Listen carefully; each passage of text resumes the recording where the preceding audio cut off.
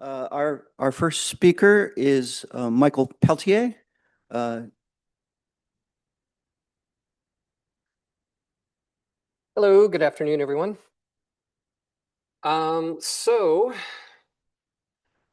If I might ask, who has been or knows somebody, friends or family who are in the military? Terrific, great.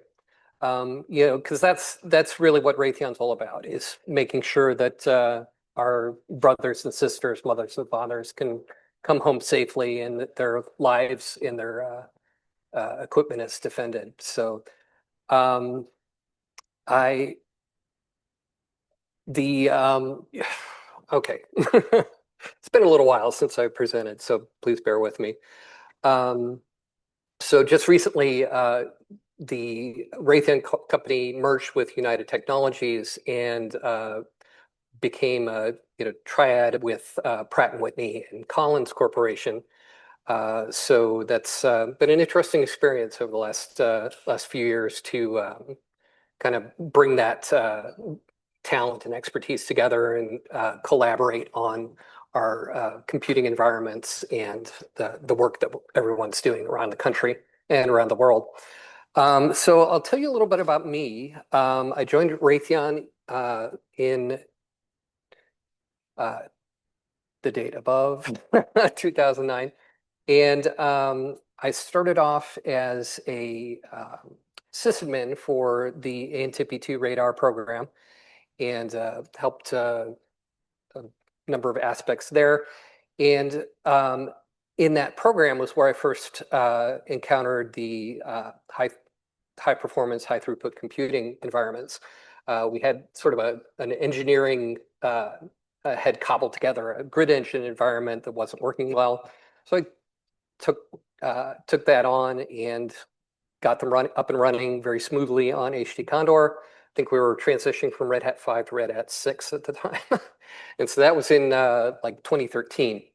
And one of the next project that adopted HTCondor was at the time it was called the LTAMDS Lower Tier Air and Missile Defense System. It's now known as the AN Spy-6 radar. I was very pleased to learn that just on Tuesday, Raytheon was awarded a contract for like $536 million to deploy that radar system to up to 60 vessels going forward. And I'm proud to have been a part of that. And they're still using Condor to this day to manage their simulation workflows. So I'm a long-term Unix nerd. I think I started on Unix in 1984 or so, and back before that, fifth grade, I was working on the little Commodore PETs at the school lab. So um, kind of interesting that to have 40 years of experience with, with Unix systems. So I want to talk to you about uptime metrics. Certainly in the military, folks will have heard the operational availability. It's denoted as AO, and it's the amount of time, the percentage of time that the system is available and ready to do its work or is doing its work. And so the uptime metrics can come in handy. So if you have say a service level agreement, you want to make sure that you provide at least 1,000 CPU hours or CPU cores worth of capacity in a given month. And if you meet that requirement, you get paid in full. So um, as they say, you can't improve what you don't measure, and so that's really a key aspect of it. Also, you can identify potential problem points. A machine might be powered on, but what they call flapping, where it's going up and down on a regular basis. And so when you happen to look at it, it looks like it's working, but it's not. Um, and then also making accurate capital decisions in sizing your cluster. So if 20% of your cluster is not uh, providing the services that you're expecting, you need to, knowing that will you want to recover that capacity before you start adding additional capacity. So just a quick overview. I know some of you are experts on this sort of thing, but this plays into what we were talking about earlier today, where each of these components of the service have a what's called a class add. And so a class add is basically a collection of typed key value pairs. So there's no schema. And so the over here, the scheduler daemon keeps track of the job class adds. The start daemon manages the machine class add.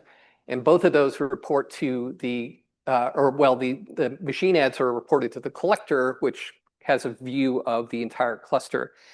And so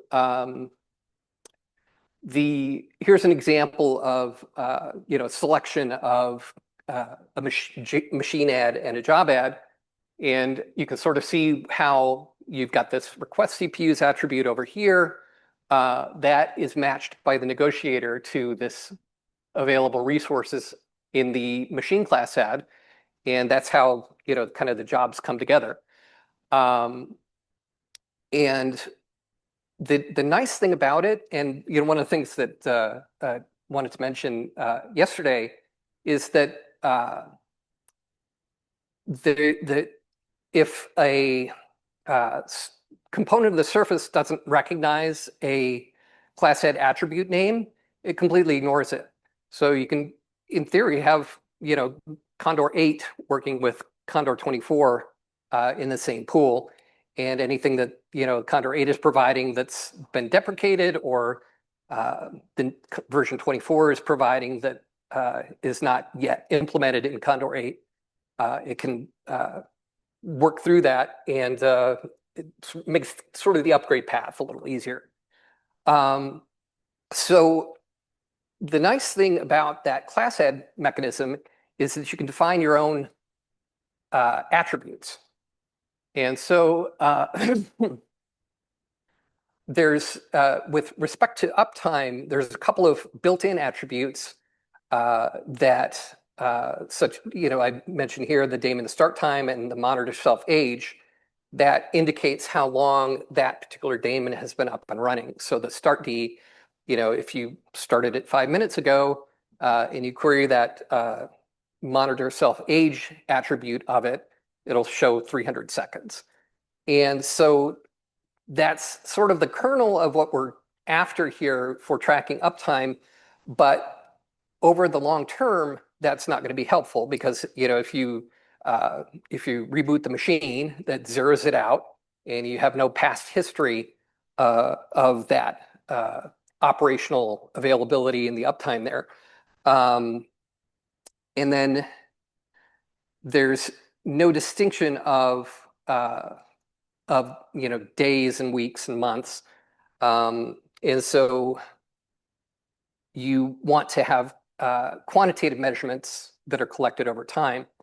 And so basically there's a mechanism called startd cron, where you can write a script that goes out and probes things and does what it's takes whatever steps are necessary.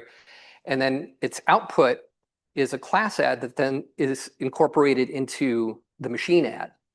And so that gives you a lot of flexibility in terms of, monitoring things that the Condor system might not necessarily do out of the box. And so basically, what we have here is you're defining that job list, right? This is the uptime. And so that string matches here. And so you're defining, okay, run this Condor uptime script every 900 seconds with these arguments. So you're basically taking this 900-second period, and then there's this exec uptime add that is used to store that data between restarts of the computer system. So what I opted to do was to gather that monthly uptime, since that was the metric that the higher ups were interested in, and put it into a Condor array data type. And so as this Condor uptime script runs every 15 minutes, it adds numbers to the appropriate month in which that script was run. And so as it develops, it's got this much uptime for that start D in January, and then this much uptime at that point in February. And so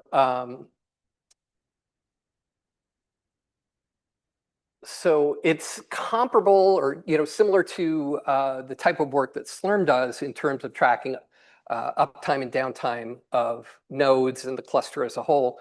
The folks out in Tucson make extensive use of Slurm, and so that was kind of what was driving this effort for the HTCondor system. So I have not been able to get approval to disclose the entire script that I wrote. So I'm going to discuss it piecemeal here. I'm working on getting approval to upload that full script to the website. So hopefully that will take place in the near future. And so what we're doing here is we've got this $1 is that interval, and then $2 is the status file. And so what we're doing here is we're looking at the local machine, and we're pulling out that uptime array from the machine, and then creating a bash array out of it. So this expression here converts it to a bash array. And so there's some sanity checking that needs to go on. So like, for instance, if the system is just booted, it's not going to have this UptimeExecMonthly last update attribute or that array. So you have to initialize it either from that add file that you saved previously, or just all zeros for the first run. And you look at the state and activity of the machine to determine if it's whether or not it's up and running and able to serve jobs. And then as you calculate what the current month index is. It's 0 based in Condor and 1 based in the date command. So you have to kind of do that subtraction there, and add either the 900-second interval to the uptime value, and or if it's less than 900 seconds since the update, you add just that amount of time to it. And then you output the class add right here, both to the start D, which incorporates those class adds and starts advertising them, and then also to this uptime add to store it across reboots. So what you wind up being able to do is, what was the uptime last month? You query that the UptimeExecMonthly attribute from last month, that point in the array. And so you basically maintain a trailing 12 months list of total uptime. And then downtime, you just subtract, how many hours or how many seconds were in that month from how much uptime there was. And voila. It's best, as I mentioned there at the bottom, if you are running your system on UTC, because daylight savings time can cause some little quirky results, as I discovered. And so, you can use these bash commands to write scripts to query that data and provide it in useful output format. What's also interesting is you can use the Condor class add expressions to derive other machine attributes based on that uptime data. So that covers that a little bit. And it's also important to bear in mind that we have this 15-minute granularity. So it might not be like exactly on target, but it'll get pretty close. So you basically have this script where you can query the downtime based on total CPU time. So you're looking at what was the uptime, how many CPU hours you can derive by multiplying by the number of CPU, the total CPU's attribute, and get a total of how much downtime was observed during the past month. Let's see. So there's a lot of different things that you could do with this. You maintain a trailing 7 days. Do a 53 element week by week array. Just depends on what you're interested in and how you want to measure it. And of course, this approach can be extended to power utilization or other aspects like that. So the StartD cron system is a really useful aspect to sort of customize and apply to things that you're interested in recording, and enables you to use the Condor, the established Condor mechanisms to query and do calculations with that information. So that is all I have for you, and appreciate your attention. Thanks.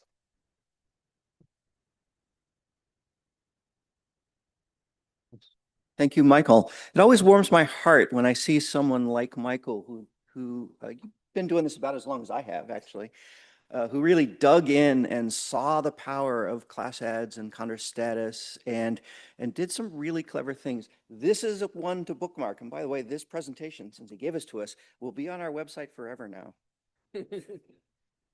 So questions for Michael? One over here. Oh, good. I had one that might be a little bit subtle. As you probably know, of course, Condor status will ask the collector what the status, what those class adds are, not the local daemon, even if you ask it to talk to the local daemon.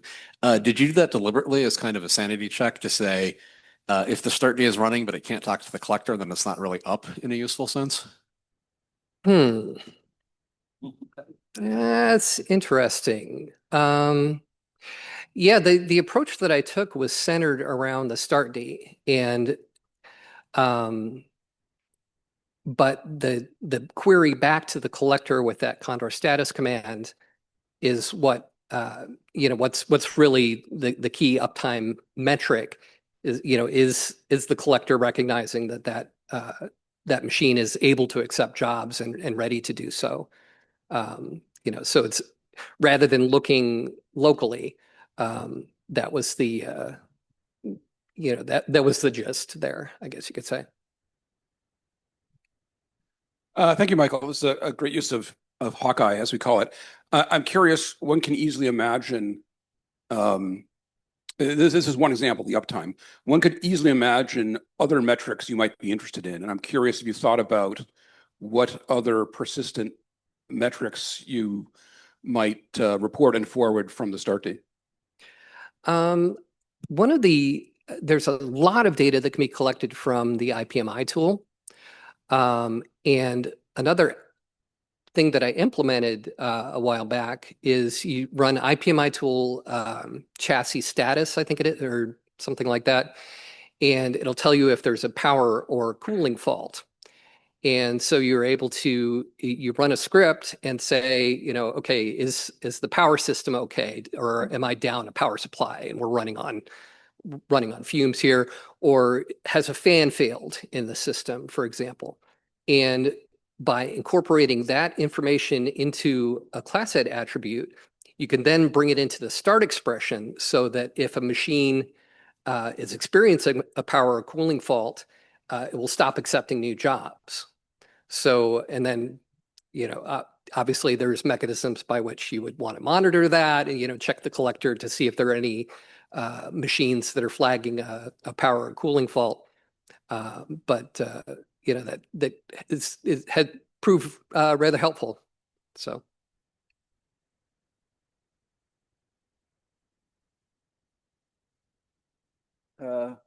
Other questions? We still have a little bit of time. All right. Thank you, Michael.